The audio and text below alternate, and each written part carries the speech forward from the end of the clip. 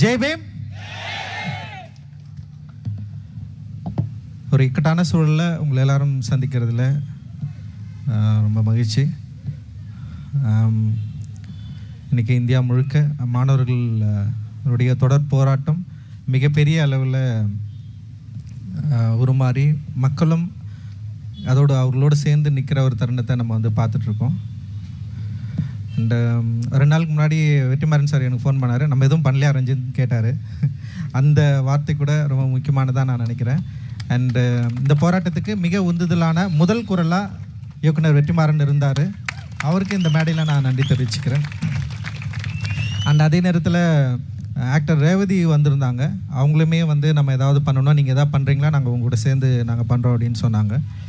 And எனக்குமே வந்து அந்த விஷுவல்ஸ் தொடர்ந்து இந்த போராட்டங்களை பார்க்குறப்போ, அந்த போராட்டத்தில் நடந்த வன்முறை இதெல்லாம் பார்க்குறப்போ நம்மளும் ஏதாவது ஒன்று பண்ணணும் அப்படின்னு யோசிச்சுட்டு இருந்த சமயத்தில் தான் நீலமில் இருக்கிற, இப்போது நாங்கள் புதுசாக தொடங்க இருக்கிற நீலம் மாணவர் அமைப்பு அவங்க கூட வந்து டிஸ்கஸ் பண்ணி நம்ம ஏன் இந்த நிகழ்வை வந்து நீலம் மாணவர் அமைப்போடைய முதல் நிகழ்வாக அது ஏன் பண்ணக்கூடாது, இதை நம்ம பண்ணலாம், அவங்கள வச்சு இந்த ஆர்ப்பாட்டத்தை இந்த போராட்டத்தை வந்து நம்ம ஆரம்பிக்கலாம் அப்படின்னு முடிவு செஞ்சு எங்களுடைய செக்ரட்டரி உதயா அவர்களோட டிஸ்கஸ் பண்ணி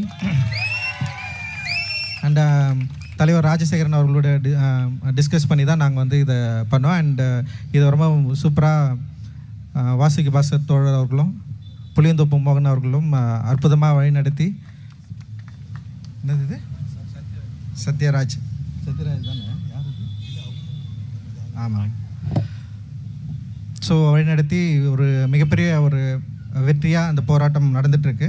அண்டு இந்த போராட்டத்துக்கு அழைச்சி நிறைய பேரை வந்து நாங்கள் பெருசாக அழைக்கல, வெறும் மெசேஜ் மட்டும் தான் பண்ணேன். அந்த மெசேஜை கேட்டு நடிகர் சத்யராஜ் அவர்கள் வந்து ஒரு காணொலி நமக்காக வந்து ஒரு வீடியோ எடுத்து நமக்காக போட்டு அதன் மூலமாக அவர் வந்து சப்போர்ட் பண்ணார்.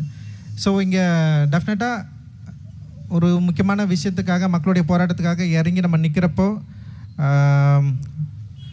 நம்ம மேலே சுமத்தப்படுற பொய்யான குற்றச்சாட்டுகள் மறைந்து போகும் அப்படின்ற ஒரு பெரிய நம்பிக்கை இருக்குது. அண்ட் பாபா அம்பேத்கருடைய அந்த இக்னோர் பாலிசியை தான் நான் பொதுவாக ஃபாலோ பண்ணுவேன்.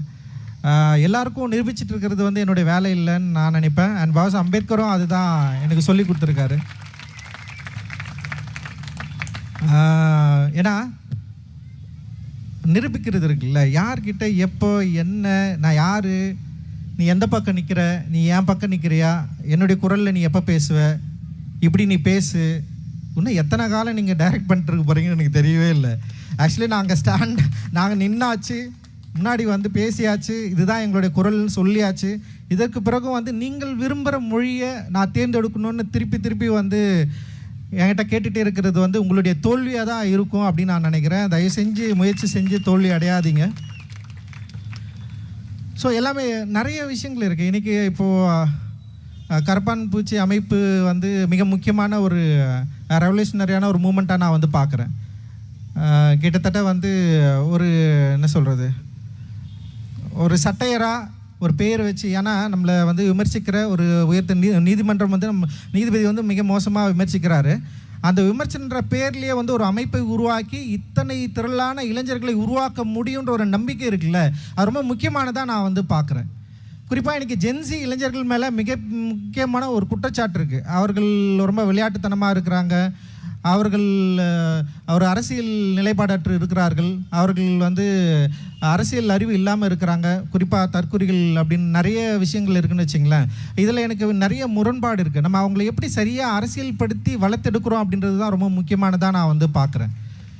பட் அவங்களை அரசியல் படுத்தாத அந்த பிரச்சனைனால தான் கிட்டத்தட்ட 10 ஆண்டுகளாக நீட்டுக்காக பல பேரை இழந்தும் நம்ம இதை தீவிரமாக ஒரு போராட்ட வடிவமாக மாற்றாமல் இருக்கிறோம் அப்படின்னு நான் நினைக்கிறேன். நான் ஒவ்வொரு முறையும் அனிதாவை போல் ஏதோ ஒரு குழந்தை இறக்குறப்போ அனிதாவுக்காக நம்ம வந்து ரோட்டில் நின்றுமே, அனிதாவுக்காக நம்ம வந்து பேசணுமே, அனிதாவுக்கு அப்புறம் பிரதீபாவுக்கு அப்புறம் நிறைய பேர் இறந்தாங்களே, இன்னும் இறந்துகிட்டே இருக்காங்களே. அப்போ போன ஆட்சி வந்தப்போ வந்து இன்னும் நிறைய பேர் அப்படியே இறந்துகிட்டே இருக்கிறப்போ வந்து வெறும் அறிக்கைகளாகவும் இது வந்து மாறிடும், இல்லை இது மாறாது. இப்போ கிட்டத்தட்ட இந்த ஆட்சி வந்தாச்சு, திரும்பவும் அதே அதிகார வர்க்கங்கள் என்ன சொல்கிறாங்கன்னா, திருப்பி நம்மக்கிட்ட பவர் இல்லை, திருப்பி வந்து நாங்கள் வந்து இன்னொருத்தர்கிட்ட தான் வந்து போய் நிற்க வேண்டிய தேவை இருக்குது. இதை அப்படியே நம்ம தொடர்ந்து பார்த்துக்கிட்டே இருக்கிறப்ப வந்து ஒரு பெரிய ஒரு சலிப்பும் ஒரு விரக்தி மனப்பான்மையும் தான் தொடர்ந்து நம்மக்கிட்ட இருக்கிறத நம்மளால் ஈஸியாக அண்டர்ஸ்டாண்ட் பண்ணிக்க முடியுது. நம்மளால் எதுவுமே பண்ண முடியலையே அப்படின்றது இருக்குல்ல. இப்போ நான் மட்டும் இல்லை, இப்போ இன்றைக்கி வந்து கரப்பான் பூச்சி அமைப்பு அவங்க ஒரு தூண்டிருக்காங்க. அந்த தூண்டுதல் வந்து இன்றைக்கி இந்தியா முழுக்க உருவானதுனால நாமமும் அவங்க கூட சேர்ந்து நம்ம நிற்கணுன்றதுக்காக இன்றைக்கி ஒரு ஸ்டேஜில் வந்து நிற்கிறோம். ஆனால் இத்தனை ஆண்டு காலம் அதே பிரச்சனை நம்மக்கிட்ட வாக்குறுதி கொடுத்த அதே அரசியல் கட்சிகள் அப்படியே வேறு முகமெல்லாம் மாறி நிற்கிறத நம்மளால் வந்து பார்க்க முடியுது. ஆனால் நமக்குள்ளே இருக்கிற அந்த போராட்ட உணர்வும் ஒரு போராட்ட எண்ணமும் ஒரு இடத்துல மழுங்கியும் இன்னொரு இடத்துல வந்து கொஞ்சம் வெளிப்படைத்தன்மையும் இன்னும் வந்து இப்போ ஒரு மூமெண்ட் வந்து இப்போ பயங்கரமாக போராட்டிட்டு இருக்காங்க. அதுக்கு மக்களுடைய ஆதரவு அதிகமாக இருக்கிறதுனால இப்போ நம்ம வந்து இங்கே வந்து கூடியிருக்கிறத நம்ம வந்து பார்க்குறத வந்து கிட்டத்தட்ட ஒரு அயற்சியாக தான் இருக்குது. காரணம் என்னென்னா, எனக்கு அந்த கரப்பான் பூச்சி அமைப்புடைய அந்த நிறுவனரை வந்து வரப்போ பாஸ் அம்பேத்கர் ஃபோட்டோ எடுத்துகிட்டு வருவார் வெளியே வரப்போ. எனக்கு ஆனால் பயம்தான் இருந்தது ஆக்சுவலி. ஏன்னா பாஸ் அம்பேத்கர் பேரை சொன்னாலே அவன் ஒரு காஸ்ட்டுன்னு சொல்லி அவன் வந்து ஒரு தலித்தவன், அவன் ஒரு ஜாதிக்கு அவன் அது அப்படி தான் அவன் பேசுவான், அவன் வந்து அம்பேத்கரிஸ்ட்டு, அவன் ஒரு எக்ஸ்ட்ரீமிஸ்ட்டு, அவன் வந்து காஸ்ட் ஐடியாலஜி உள்ளவன் அப்படின்னு அவரையும் பேசிடுவாங்களோன்னு ஒரு பயம் இருந்தது எனக்கு. அவர் வந்து அந்த டெல்லியில் போராட்டத்தில் உட்கார்றப்போ ஃபஸ்ட்டு வந்து கம்மியாக தான் கூட்டம் இருந்தது. அந்த கூட்டத்தை பார்த்தவொடனே எனக்கு இன்னும் பயம் இருந்தது. இவர் வந்து வெளிநாட்டில் படிச்சிருக்காரு, ஒரு நல்ல உயர்கல்வியை பெற்றிருக்காரு. அங்கேருந்து வந்து எந்த நம்பிக்கையில் வந்து எந்த மக்களை நம்பி பாஸ் அம்பேத்கருடைய புகைப்படத்தை உயர்த்தி இவர் ஒரு போராட்டத்தை முன்னெடுக்கிறாரு. இவர் முழங்குகிற அந்த ஜெய்பீம் உண்மையிலேயே இந்தியாவுக்கான ஒரு முழக்கமாக இருக்குன்னு எனக்கு தெரியும். இங்கே இருக்கிற மக்களுக்கு தெரியுமா? உண்மையிலேயே இங்கே இருக்கிற மக்கள் அந்த ஜெய்பீம்ன்ற முழக்கத்தை எப்படி ஏற்றுக்கொண்டார்கள் ஆரம்பத்தில்? இப்போ நான் வந்து ஆரம்பத்தில் ஜெய்பீம் அப்படின்னு சொல்கிறப்போ எள்ளி நகையாடவர்கள் நிறைய பேர், குறிப்பாக இங்கே இருக்கிற முற்போக்கு அமைப்புகளே ஜெய்பீம்ன்ற வார்த்தையை ரொம்ப கிண்டலாக பேசினாங்க. அது ஒரு வடமொழி சொல்லுன்னு கூட சொன்னாங்க. இன்றைக்கி கூட ஒருத்தர் எழுதியிருந்தார், அம்பேத்கர் வாழ்கன்னு பேசி ஏன் ஜெய்பீம்னு சொல்கிறேன். இன்னும் அந்த பயம் இருக்குல்ல, அந்த பதட்டம் இருக்குல்ல, யார் இதை முன்னிட்டு நிறுத்துறது? ஒரு தலித் வந்து ஜெய்பீம் என்ற வார்த்தையோட முக்கியத்தன்மையும் இன்னும் வந்து இப்போ ஒரு மூமெண்ட் வந்து இப்போ பயங்கரமாக போராட்டிட்டு இருக்காங்க. அதுக்கு மக்களுடைய ஆதரவு அதிகமாக இருக்கிறதுனால இப்போ நம்ம வந்து இங்கே வந்து கூடியிருக்கிறத நம்ம வந்து பார்க்குறத வந்து கிட்டத்தட்ட ஒரு அயற்சியாக தான் இருக்குது. காரணம் என்னென்னா, எனக்கு அந்த கரப்பான் பூச்சி அமைப்புடைய அந்த நிறுவனரை வந்து வரப்போ பாஸ் அம்பேத்கர் ஃபோட்டோ எடுத்துகிட்டு வருவார் வெளியே வரப்போ. எனக்கு ஆனால் பயம்தான் இருந்தது ஆக்சுவலி. ஏன்னா பாஸ் அம்பேத்கர் பேரை சொன்னாலே அவன் ஒரு காஸ்ட்டுன்னு சொல்லி அவன் வந்து ஒரு தலித்தவன், அவன் ஒரு ஜாதிக்கு அவன் அது அப்படி தான் அவன் பேசுவான், அவன் வந்து அம்பேத்கரிஸ்ட்டு, அவன் ஒரு எக்ஸ்ட்ரீமிஸ்ட்டு, அவன் வந்து காஸ்ட் ஐடியாலஜி உள்ளவன் அப்படின்னு அவரையும் பேசிடுவாங்களோன்னு ஒரு பயம் இருந்தது எனக்கு. அவர் வந்து அந்த டெல்லியில் போராட்டத்தில் உட்கார்றப்போ ஃபஸ்ட்டு வந்து கம்மியாக தான் கூட்டம் இருந்தது. அந்த கூட்டத்தை பார்த்தவொடனே எனக்கு இன்னும் பயம் இருந்தது. இவர் வந்து வெளிநாட்டில் படிச்சிருக்காரு, ஒரு நல்ல உயர்கல்வியை பெற்றிருக்காரு. அங்கேருந்து வந்து எந்த நம்பிக்கையில் வந்து எந்த மக்களை நம்பி பாஸ் அம்பேத்கருடைய புகைப்படத்தை உயர்த்தி இவர் ஒரு போராட்டத்தை முன்னெடுக்கிறாரு. இவர் முழங்குகிற அந்த ஜெய்பீம் உண்மையிலேயே இந்தியாவுக்கான ஒரு முழக்கமாக இருக்குன்னு எனக்கு தெரியும். இங்கே இருக்கிற மக்களுக்கு தெரியுமா? உண்மையிலேயே இங்கே இருக்கிற மக்கள் அந்த ஜெய்பீம்ன்ற முழக்கத்தை எப்படி ஏற்றுக்கொண்டார்கள் ஆரம்பத்தில்? இப்போ நான் வந்து ஆரம்பத்தில் ஜெய்பீம் அப்படின்னு சொல்கிறப்போ எள்ளி நகையாடவர்கள் நிறைய பேர், குறிப்பாக இங்கே இருக்கிற முற்போக்கு அமைப்புகளே ஜெய்பீம்ன்ற வார்த்தையை ரொம்ப கிண்டலாக பேசினாங்க. அது ஒரு வடமொழி சொல்லுன்னு கூட சொன்னாங்க. இன்றைக்கி கூட ஒருத்தர் எழுதியிருந்தார், அம்பேத்கர் வாழ்கன்னு பேசி ஏன் ஜெய்பீம்னு சொல்கிறேன். இன்னும் அந்த பயம் இருக்குல்ல, அந்த பதட்டம் இருக்குல்ல, யார் இதை முன்னிட்டு நிறுத்துறது? ஒரு தலித் வந்து ஜெய்பீம் என்ற வார்த்தையோடு முன்னிட்டு நிறுத்துறது இந்த போராட்டத்தை வந்து வெற்றிகரமாக செயல்பட வைக்குமான்ற பயம் எனக்கு அடிப்படையில் உருவாச்சு. இப்போ இது பேசுகிறது கூட என்ன நினைப்பாங்கன்னா, உடனே வந்து இது ஒரு காஸ்ட் ஐடியாலஜியில் நான் திருப்புறேன் அப்படின்னு கிடையாது. இங்கே அடிப்படையிலிருந்து இது சரி செய்ய வேண்டிய தேவை இருக்குது நமக்கு. புரட்சியாளர் பாபா அம்பேத்கர் இந்த இந்தியாவை ஒட்டுமொத்த இந்தியாவாக எல்லாருக்குமான இந்தியாவாக கனவு கண்டவர்.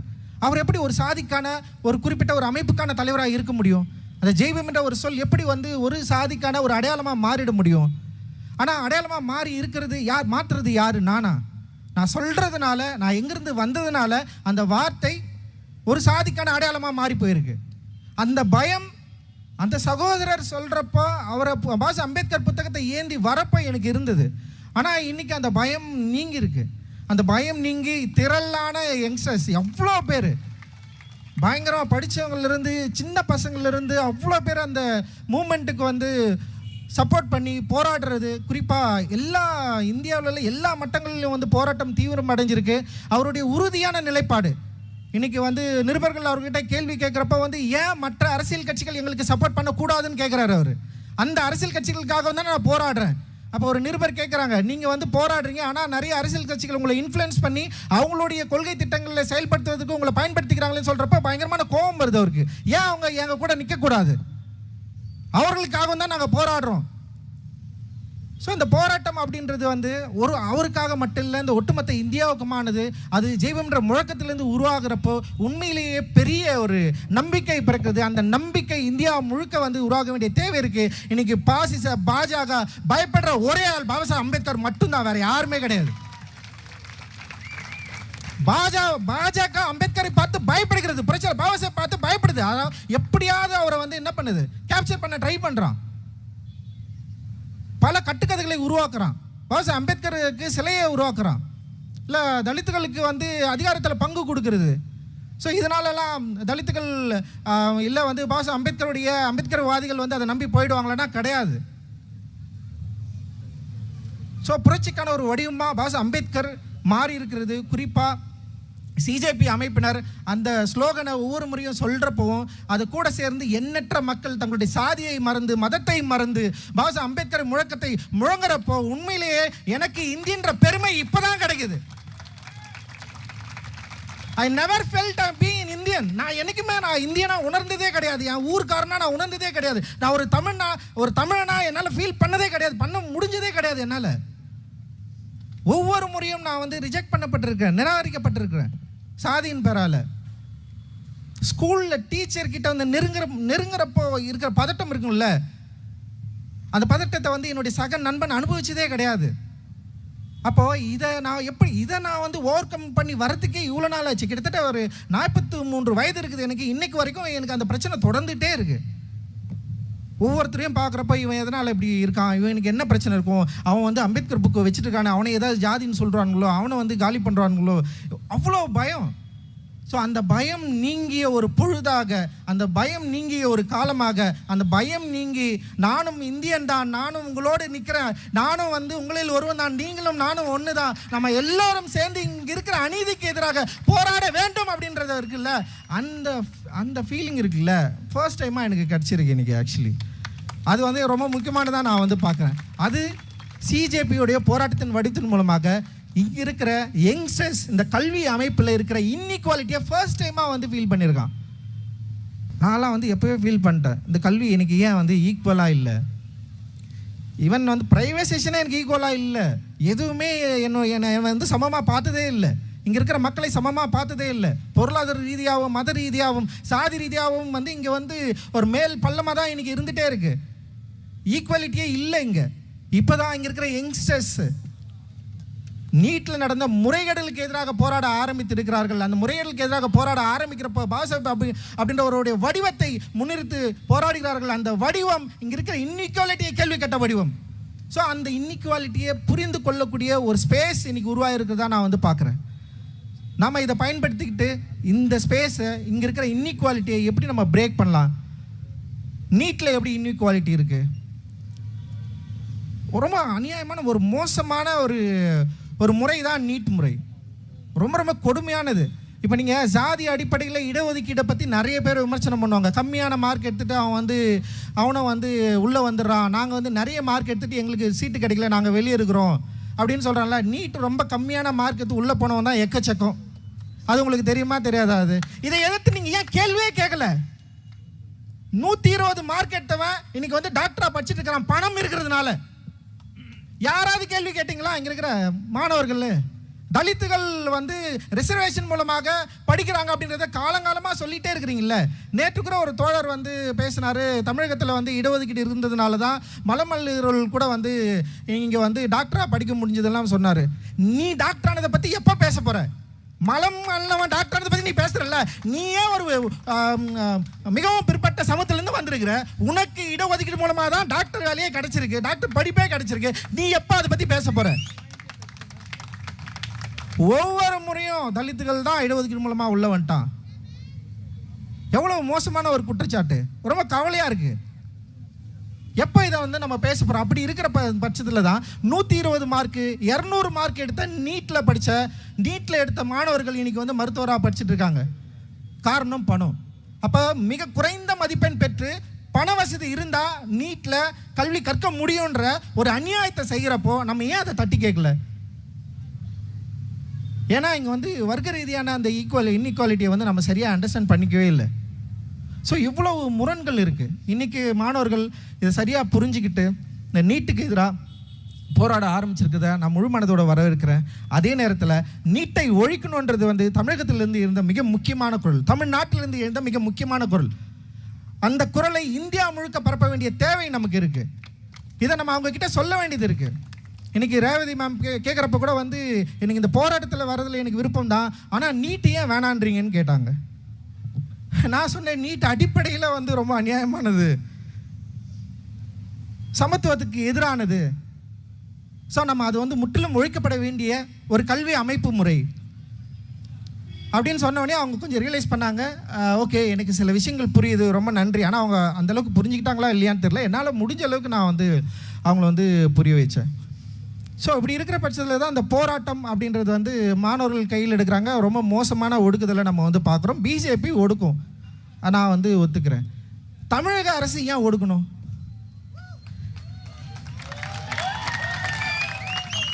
பிஜேபி மாணவர்களை அடிக்குது.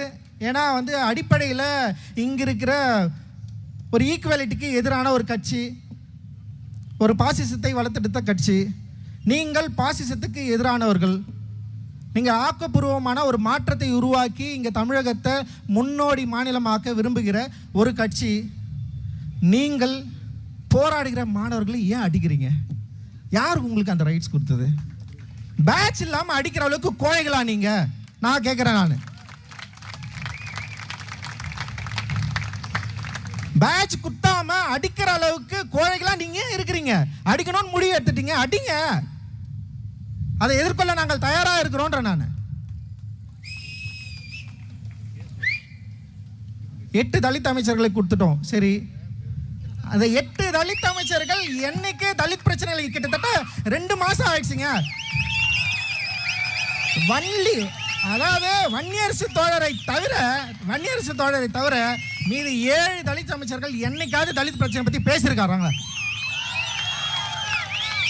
முதல்ல அமைச்சர் ராஜ்மோகன் தலித்தா நான் தலித்தானே எங்களுக்கு தெரியாது. எழும்பூர் தொகுதியில் நின்னதுக்கு அப்புறம் தான் எங்களுக்கே தெரியும், ஓகே ஒரு தலித். ஏன்னா ஒரு ஆக்டிவிஸ்டா ஒரு யூடியூபரா இருந்து எந்த தலித் பிரச்சனைகளுக்கும் குரல் கொடுக்காதவர் தான் அவர். ஏதாவது எப்பயாவது எங்கேயாவது தலித் பிரச்சனைகளுக்கு குரல் கொடுத்துருக்காரா அவர்? ஆம்சாங் அண்ணா படுகொலைக்கு சில வீடியோக்கள் வந்து போட்டிருக்காரு அவர். மற்றபடி என்னைக்கும் தலித்துகளோட பிரச்சனைகள் கூட நின்னதே கிடையாது. அவர் அமைச்சர் ஆனானா ஆகலை, எனக்கு புரியவே இல்லை எங்களுக்கு. அதை நீங்கள் பாருங்க, உங்கள் கட்சியில் அவரை நீங்கள் அமைச்சர் ஆக்கி கொள்ளுங்கள், நல்ல விஷயம். நீங்கள் ஒரு தலித் ரெப்ரஸன்டேட்டிவ் கொடுத்தேன்னு சொல்லிக்கோங்க. ஆனால் அது மாற்றம் கிடையாது. இப்போ வன்னியரசு தோழர் மாதிரி அவருக்கு பவர் கிடைச்சவனே அவரால் சில விஷயங்களை செய்கிறார்ல, உண்மையிலே நாங்கள் பாராட்டுகிறோம். நேரடியாகவே வன்னியரசு தோழருக்கும் எனக்கும் நிறைய முரண் இருக்குது, நான் இல்லைன்னு சொல்ல. ஆனால் வன்னியரசு தோழருடைய அமைச்சர் வன்னியரசு தோழருடைய நடவடிக்கைகளை பார்த்து நான் வியந்தேன். உண்மையிலே மகிழ்ச்சி. அவருக்கு இந்த மேடையில் நான் பாராட்ட கடமைப்பட்டிருக்கிறேன். ஆனால் தாவக்கையுடைய மற்ற 7 தலித் அமைச்சர்கள் என்ன செஞ்சீங்க? அம்பேத்கர் சிலை கால் மேல் கால் போட்டு உட்காந்துருக்க சேலம் மாவட்டத்தில் அம்பேத்கர் சிலையே திறக்க முடியல. ஏன் திறக்கல? 15 பேரை அடிச்சு ரிமாண்ட் பண்ணி வச்சிருக்கான். கொடூரமா கொலை வழக்கு கேஸ் போட்டிருக்கான். நாங்கள் போய் உதயா தலைமையில் அங்கே போயிட்டு வந்து பேசுகிறாங்க. ஆனால் இன்னைக்கு வரைக்கும் ரெஸ்பான்ஸ் இல்லை. நாங்கள் என்ன கேட்குறோன்னா, அரசு விழாவாக பாபா அம்பேத்கர் சிலையை திறங்குற 6 வருஷத்துக்கு முன்னாடி அனுமதி பெற்ற அம்பேத்கர் சிலை கால் மேலே கால் பட ஒரே காரணத்துக்காக இன்னும் திறக்க முடியாமல் இருக்கு. பாபா அம்பேத்கர் உங்களுடைய கொள்கை தலைவர் தானே? பாபா சாஹேப் அம்பேத்கர் கொள்கை தலைவராக இருக்கிறப்போ அவருடைய சிலையை ஏன் திறக்கக்கூடாது? நீங்களே போய் திறந்து வைக்கலாமே. உங்களுடைய கொள்கை தலைவரை மக்கள் ஒரு சாதி ரீதியாக பார்க்குறாங்க, அவரை வந்து பெரிய பெரிய தகடு போட்டு வந்து மறைக்கிறாங்க. உங்களுக்கு கோவம் வரணுமா வரக்கூடாதா? உங்களுக்கு கோவம் வரல. 7 தலித் அமைச்சர்களுக்கு கோவம் வந்ததா? வரல. அப்போ நாங்கள் சொல்கிறோம், அந்த 7 தலித் அமைச்சர்கள் எங்களுடைய ரெப்ரசன்டேட்டிவ் கிடையாது. நாங்கள் அங்கே போராடுகிறோம். இன்னும் கூட நீங்கள் வந்து இப்போ ஏன்னா இப்போ தான் புதுசாக ஆட்சிக்கு வந்திருக்கிறீங்க, கிரேஸ் டைம் இருக்குது, ஓகே எடுத்துக்கோங்க, இன்னும் எவ்வளோ நாள் எடுத்துக்கிறீங்க எடுத்துக்கோங்க.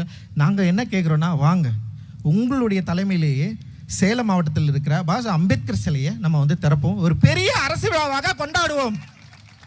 கைது செய்யப்பட்ட 15 அப்பாவி மக்களை தயவு செய்து விடுதலை செய்யுங்க. அவங்க மேலே இருக்கிற கொலை வழக்கை உடனே வந்து அதிலிருந்து விடுவீங்க. அவங்கள வாய்ப்பு இருக்கானா? கிடையாது. ஏன்னா இந்த அரசு என்பது அதிகாரிகளோட அரசு, அமைச்சர்களுடைய அரசெல்லாம் கிடையாது, அதிகாரிகளுடைய அரசாக தான் செயல்படுது. அதிகாரிகள் மிக மூர்க்கமாக அதே பழைய ட்ரெடிஷ்னலான ஸ்டைல் அப்படியே பண்ணிருக்காங்க. ஒரு ஜாதி பிரச்சனைனா 2 பேரையும் வந்து தடுத்து நிற்கிறது. புரியல, இது இன்னும் எவ்வளவு காலம் தொடரப்போகுது? யாரை நாங்கள் எதிர்பார்த்து கொண்டிருக்கிறோம்? இன்னும் யாருக்கு எதிர்பார்த்து எங்களை ஓட்டை செலுத்து கொண்டே இருக்கிறோம்? ஸோ இப்படி இருக்கிற சூழலில் தான் இன்னைக்கு நீட்டுக்காக போராடுற இங்கே இருக்கிற யங்ஸ்டர்ஸ், இங்கே இருக்கிற எஸ்எஃப்ஐ முற்போக்கு மாணவர்கள் இயக்கத்தில் இருக்கிற தோழர்கள் நிறைய பேர் அடி வாங்குறத பார்க்குறப்ப வந்து உண்மையிலேயே அந்த வீடியோக்களை வந்து இங்கே இருக்கிற முதல்வர் பார்க்கலையா? ஏன் அவர் இந்த வீடியோக்களை பார்க்கல? ஏன் போலீஸ் காவலர்களை வைத்து அவர்களை ஒடுக்க வேண்டும்? நீங்கள் தான் நீட் எதிர்ப்பாளர் தானே, நீட்டை நீங்கள் எதிர்க்கிறீங்க, நீட்டை ஒழிக்கணுன்ற ஒரு கொள்கையில் உள்ள உங்களுக்கு ஒரு திட்டம் இருக்குது. அப்போ நீங்களே ஒரு இடத்த கொடுங்க, ஒரு பெரிய இடம் கொடுங்க எங்களுக்கு. மாணவர்கள் போராடட்டும், அறவழிகள் போராடட்டும், மாணவர்களோட குரலுக்கு வந்து செய்தி கொடுங்க. இதுதான் இந்த நிகழ்வோட மிக முக்கியமான கோரிக்கையாக நாங்கள் வைக்கிறோம். மாணவர்களுக்கு போராடுவதற்கான ஒரு இடத்தை அரசே நிர்ணயித்து கொடுங்க. அப்படி கொடுக்குறப்ப உங்களோடு சேர்ந்து நாங்களும் போராடுகிறோம். உங்களோடு சேர்ந்து நாங்கள் கனவு கண்ட அந்த நீட்டை முற்றிலுமாக ஒழிக்கலாம். வாங்க முதல்வர் அவர்களே. அனுமதியெல்லாம் எல்லாமே டிக்கெட் பண்ணிக்கலாம்.